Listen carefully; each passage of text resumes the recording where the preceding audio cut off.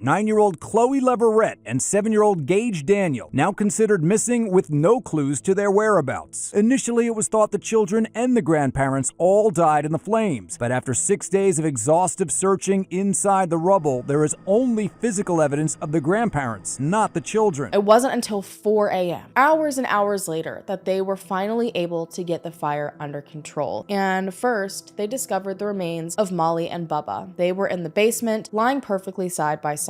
Now, this area was just below Bubba's room, the area where their bodies were found, and so at this point, it was assumed they had been in bed like it was initially believed. They had been peacefully sleeping and suddenly fallen through when the floor collapsed. Then, a third body was found, and this one was near the children's rooms, so they assumed it likely belonged to one of them. As the search continued, a press conference was held in the early morning. It spoke of a tragedy of 4 lives lost in a blazing fire. They still hadn't found one of the bodies, but they fully expected to. But that tragedy would soon end up turning into a huge, unexpected mystery. As investigators continued to search, they were still trying to find that last set of remains. They continued marking the remains that were already there, observing those, and they came to a startling realization. That third set of remains that had been by the kids' room actually did not belong to one of the kids. Once they finally got a chance to sit down and look at it all and collect more of the bones, they realized it was actually the bones of the family's dog. So now they had found the bones of Molly and Bubba. Where on earth were Chloe and Gage? But despite relentless searches, their bodies were never found.